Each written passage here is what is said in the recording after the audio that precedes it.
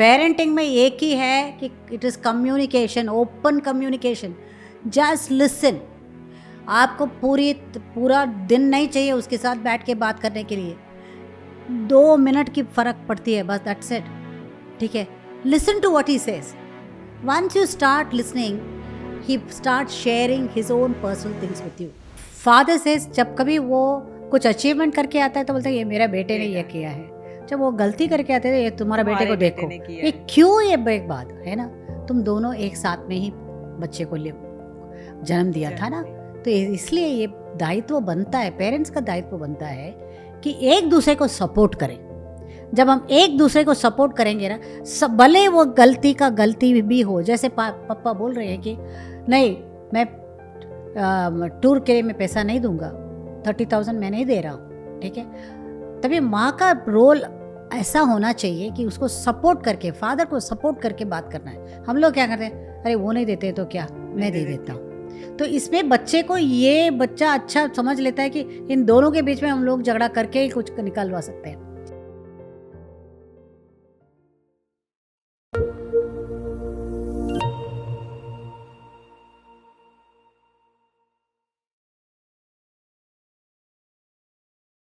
तो मैम कई बार पेरेंट्स में बच्चों की वजह से आपस में झगड़ा हो जाता है, हाँ, तो वो किस तरह से इसे मैनेज करें? वेरी वेरी पर्टिनेंट क्वेश्चन है, इतनी अच्छी क्वेश्चन आपने पूछा है। कौन सा घर ऐसा नहीं है कि जहाँ पेरेंट का झगड़ा नहीं होता, ठीक है, ये तो होता ही रहता है। ये एक एग्जाम्पल से बताती हूँ कि एक होटल में एक रेस्टोरेंट गए थे, तो वहाँ सामने के सीट पे 2 कपल बैठे थे, एक कपल बैठे थे, वो दोनों झगड़ा कर रहे थे अपने बाकस में। तो बोलते कि मेरा बेटे को मैं इंजीनियरिंग में डालूँगा, वो बोल रहे थे कि मैं उसको डॉक्टर बनाऊँगा। तो बोलते हैं इंजीनियर बेटा, there was a lot of fight between both of the literally. तो तभी उसका फ्रेंड आया था, तो फ्रेंड आके बोला कि आप लोग कब शादी कर रहे हैं करके, मतलब कहने का मतलब ये है, शादी के पहले ही हम लोग इतना स्ट्रेस आउट हो जाते हैं कि एक मुद्दे को लेके, बच्चे के मुद्दे को लेके, हर एक घर में विदाउट फेल कि बच्चे के वजह से ही बहुत सारा झगड़ा हो जाती है। स्पेशली टीनेज बच्चा घर पे होता ना, गया काम से, पूरा महाभारत युद्ध ही चलता रहता है उसका, क्योंकि उसका पसंद अलग है, उसका सोने का टाइम अलग है, उसका खाने का टाइम अलग है, बाहर से मंगवा के खाना, ये सब आदतें कभी हमको हजम नहीं होता है। There is a conflicting interest होती है, तो इसलिए इसमें झगड़ा हो जाता है। That is where I told you about this. Not only that, father says, जब कभी वो कुछ अचीवमेंट करके आता है तो बोलता है ये मेरा बेटे ने ये किया है। जब वो गलती करके आते हैं, ये तुम्हारा बेटे को देखो, ये क्यों, ये एक बात है ना, तुम दोनों एक साथ में ही बच्चे को जन्म दिया था ना, तो इसलिए ये दायित्व बनता है, पेरेंट्स का दायित्व बनता है कि एक दूसरे को सपोर्ट करें। जब हम एक दूसरे को सपोर्ट करेंगे ना, भले वो गलती भी हो, जैसे पापा बोल रहे हैं कि नहीं मैं टूर के लिए मैं पैसा नहीं दूंगा, 30,000 मैं नहीं दे रहा हूँ, ठीक है। तभी माँ का रोल ऐसा होना चाहिए कि उसको सपोर्ट करके, फादर को सपोर्ट करके बात करना है। हम लोग क्या करते हैं, अरे वो नहीं देते तो क्या, मैं दे देता हूँ। तो इसमें बच्चे को, ये बच्चा अच्छा समझ लेता है कि इन दोनों के बीच में हम लोग झगड़ा करके ही कुछ निकलवा सकते हैं, इसलिए उसका फायदा उठाता है। एग्जैक्टली। भले आपको ये अच्छा नहीं लगे, फिर भी जब आप दोनों आपस में अकेले हैं, तभी आप बात कर सकते हैं कि देखो सब बच्चे जा रहे हैं, ठीक है, आप ये 30,000 क्या है अपने लिए, आप हम एक बार होटल में जाके खाएंगे तो ये तो होने वाला है, तो क्यों नहीं मैं नहीं भेजूंगा। 2 दिन के बाद वही पप्पा उनको 30,000 देने वाला है, पर ये होता है। तो मेरा एक ही उपदेश है, या what ever you call it, advice है कि एक दूसरे को सपोर्ट करना है, एक दूसरे के टांग खींचने की जगह नहीं है, मतलब ये बैटलफील्ड नहीं है। बच्चे के सामने एटलीस्ट एग्जैक्टली, क्योंकि जब आप बच्चे के सामने करोगे ना, बच्चा उसका वो वीकनेस पकड़ेगा एंड उसी के ऊपर वो काम करेगा। हर छोटी छोटी चीज बच्चा कैच करता है। मम्मी ने ये बोला, पापा ने ये बोला। I'll give you one beautiful example here, very nice, because my life is full of experience. मैं जो शेयर कर रही हूँ वो मेरा एक्सपीरियंस ही है। एक कपल आए थे मेरे घर पे, गेस्ट थे वो दोनों, तो जैसे बातचीत में the daughter was also there with them when that father was talking good about the mother के बारे में वो कुछ अच्छा बोल रहा था, तो मम्मी used to quietly walk up, you know, she used to get up okay and then she would come back and sit and कुछ दे के आके वापस बैठती थी. सिमिलरली जब ये माँ जो है, जब पापा के बारे में कुछ अच्छा बोलती थी तो वो father would get up and give come over.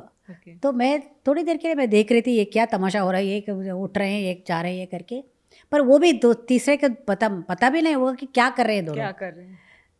Their understanding was, जब कभी मैं आपको तारीफ करूं आप मुझे एक चॉकलेट दोगे. तो इनके किस्से में at the end of the day they used to count कितने चॉकलेट्स मेरे पास आए थे करके. कहने का मतलब ये है कि बच्चे के सामने कभी भी आप एक दूसरे का ये नहीं कर सकते. आजकल इतना डाइवर्स इसलिए हो रहा है, पैसा सबके पास है, सबके पास डिग्री है, सबके पास नौकरी है, और औरतें आगे जा रही है. In the name of women's freedom we are trying to do all this. तो ये फ्रीडम नहीं है, ये असली फ्रीडम नहीं है. जब तक हम साथ में रहें तभी ये freedom हो सकता है. तो यू कैनॉट डिफर उसका. हाँ, वो गलत बोलता होगा एट दैट टाइम, चुप रह के फिर बाद में आप बात कर सकते हैं तो कुछ निकले. मैं वही बोला ना, बस यही है. ट्रैफिक सिग्नल है, stop, listen, stop to listen, get ready and then tell. Appropriate moment आएगा तभी आप बात कर सकते हैं उनके साथ, तो वो सुनेगा, नहीं तो नहीं सुनेंगे. और उनके बच्चे के सामने तुम बोलेगा तो I like coffee, you like T, let us go, that's it, diverse. तो ये नहीं है, ये ज़माना ऐसा नहीं है, ऐसा नहीं करना चाहिए. ये मेरी विनंती है सब यंगस्टर्स के लिए, यंग पेरेंट्स के लिए ये सलाह है कि आप एक ट्रैफिक सिग्नल फिलॉसफी अपने लाइफ में लागू करो. Stop to listen. वो क्यों नहीं दे रहा है, 30,000 देना की बात नहीं है. शायद उसका कुछ काम होगा, शायद उसको रिस्पॉन्सिबिलिटी सिखाना होगा, कुछ भी हो. वो मुद्दा क्या है वो समझो. जब आप वो समझते हैं ना, फिर ये सब आसान पड़ जाएगा. तो I think you need to respect each other. Yes bottom line is respect each other, बिल्कुल. Then you will not. हाँ, जो मम्मी बोल रही है वही सही है, वही बोलेगा वो. बच्चे के सामने एक दूसरे को कभी सपोर्ट नहीं, करो, कभी नहीं, कभी सपोर्ट नहीं. करो. It should be a bedroom talk, it Yes. Cannot be a dining table talk. Yes bedroom में जाके कितना भी झाड़ो. जैसे पापा मोबाइल में है और गालियाँ देते रहते हैं सामने वाले आदमी को, तभी आप कुछ भी मत बोलो, अरे अभी मत बोलो करके. बाथरूम जब अकेला मिलेंगे तभी बोलो, ये सही था. डाइनिंग टेबल में आप आपके क्लाइंट के साथ बात कर रहे हैं और ज़ोर ज़ोर से चिल्ला रहे हैं और ये भी बोल रहे हैं कि ये है, जो भी गालियाँ आप दे रहे हैं सही था, क्योंकि आपका बच्चा आपको देख के सीख रहा है. समझ में आ रहा है? That is why it's very, very essential to value, respect each other. And once you respect, no, I asked the daughter, आपको मम्मी पसंद है या पापा पसंद है? उसने बोला, I like both of them, I respect both of them. That answer should come. क्योंकि आजकल ये क्वेश्चन कॉमन हो गया है Yeah.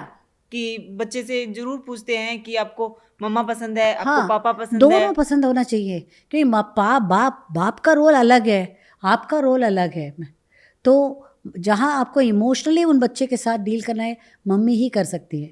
पापा लॉजिकली करते हैं, पर आजकल रिवर्स रोल भी हो गया है कि आदमी औरत के काम करते हैं, औरत आदमी के. इसमें कोई ये नहीं है, तकलीफ नहीं है, करो, पर दोनों के अंडरस्टैंडिंग से करो. हाँ, वो अप्रिशिएट जरूरी करो, है. दोनों को अप्रिशिएट करो. आज पापा ने ये काम कर लिया ना, तो I think he deserves a big round of applause. I think you need to glorify. कभी भी हमको ड्रामा जैसा करना ही पड़ता है, क्योंकि बच्चों को वही दिखाई देगा. जो बच्चे के सामने जो दिखा रहा है वही आईना है उनको. तो that is what I feel. तो मैम, क्या पेरेंटिंग स्टाइल इनकंसिस्टेंट होता है? अक्सर होता है. ह्यूमन बीइंग है भाई, ये लोग तो रोबो नहीं है या इमोशन नहीं है. तो there is control versus communication, ये बात होनी चाहिए.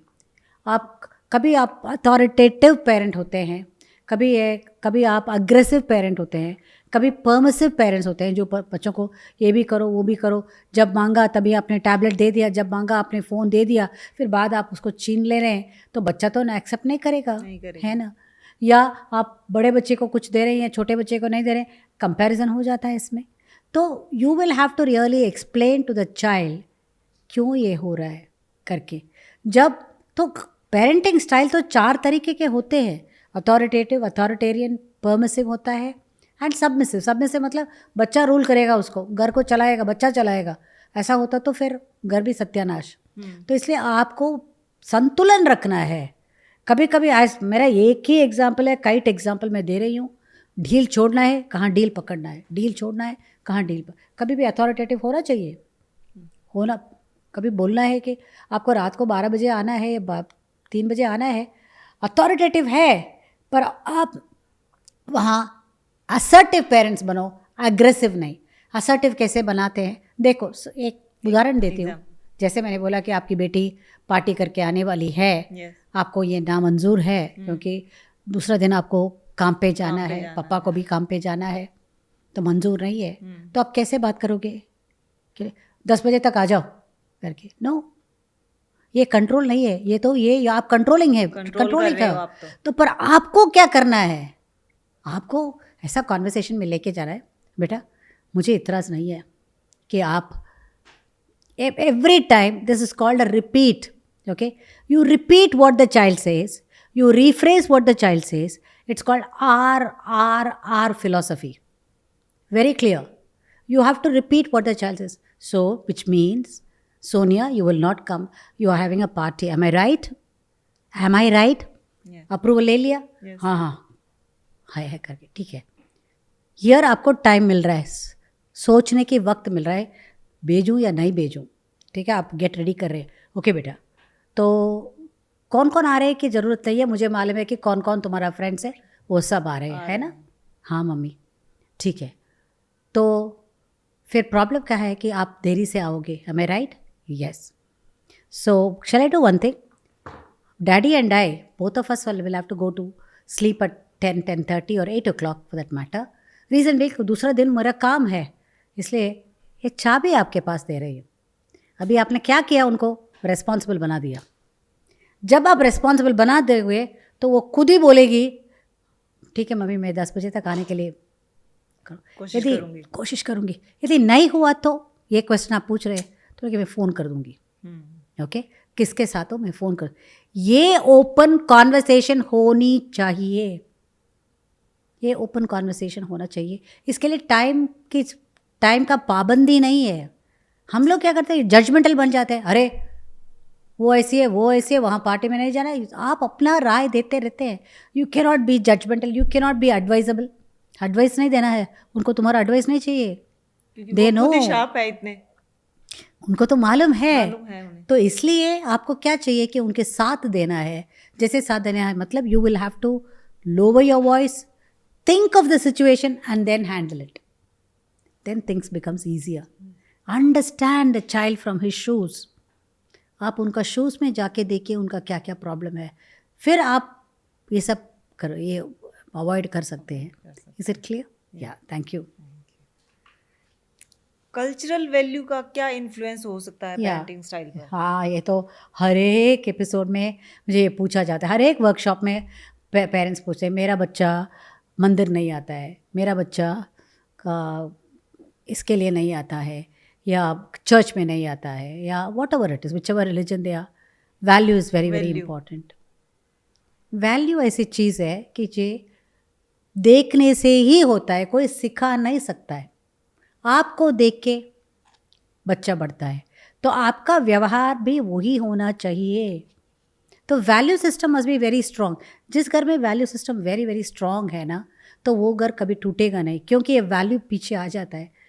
ये ऐसा ही है, ये फ्लैग के जैसा है। फ्लैग में क्या होता है, हमारा मन है ना, ऐसा फ्लटरिंग होता रहता है, बट द पोस्ट, जो पोस्ट हो जाता है वो स्ट्रॉन्ग रहता है। वैसे आपको रहना पड़ेगा। ये कैसे होता है? अक्सर आपके बच्चे तो बोलते होंगे ना, मुझे मंदिर नहीं आना है, मुझे फंक्शन में नहीं आना है। तो करना क्या है? मैं एक तरीके से बताऊंगी कि उनको सब मालूम है पर उनको नहीं आना चाहते हैं, बिकॉज जैसे हमारा कंपनी में कोई नहीं है करके।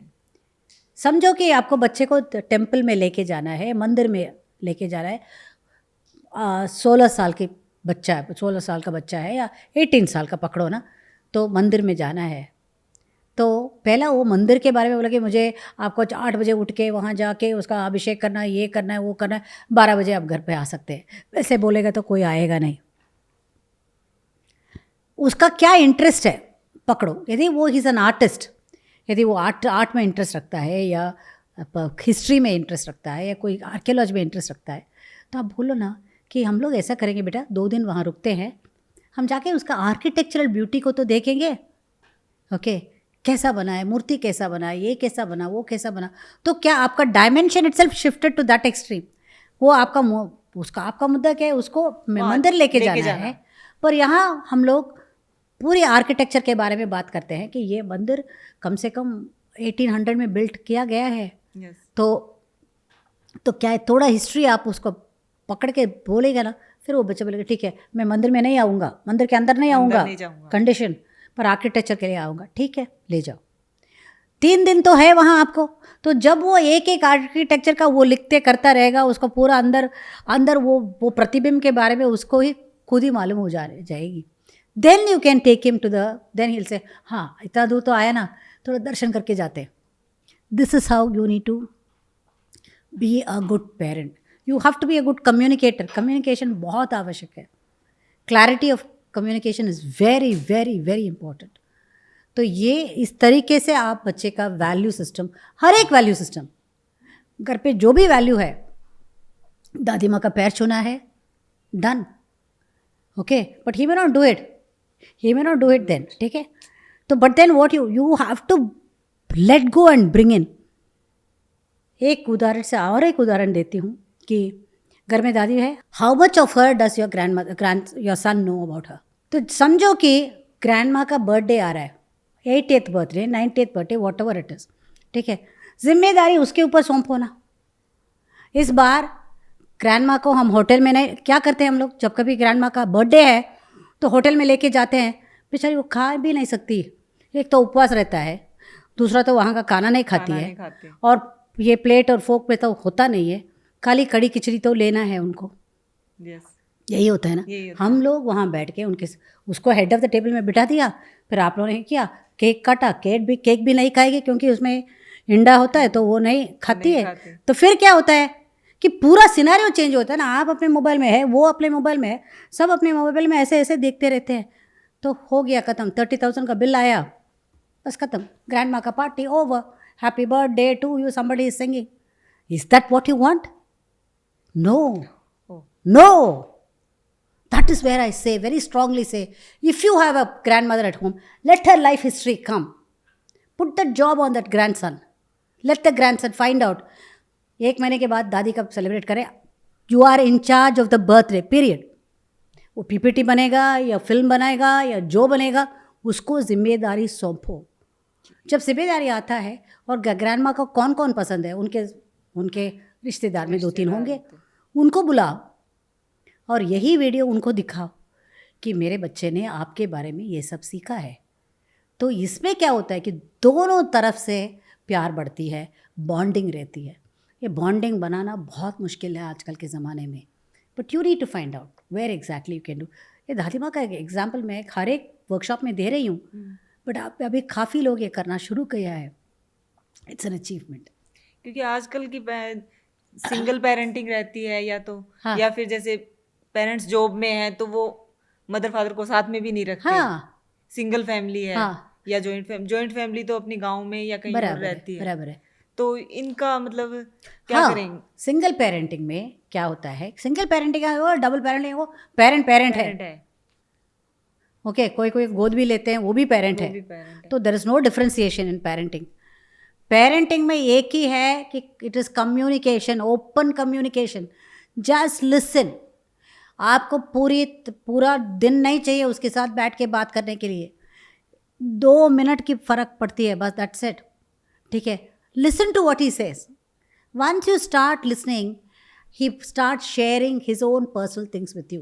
मम्मा अच्छा नहीं हो रहा स्कूल में, बराबर नहीं है, करना क्या है, नहीं मैं प्रिंसिपल से कंप्लेन करूँगा। No, don't show your authority because they know their job. करना क्या है, मुझे वहाँ से निकलना है, ठीक है, क्या करोगे? तो जब आप जिम्मेदारी उनके ऊपर डालते हो तो he is responsible for his life. I think that is important, very important.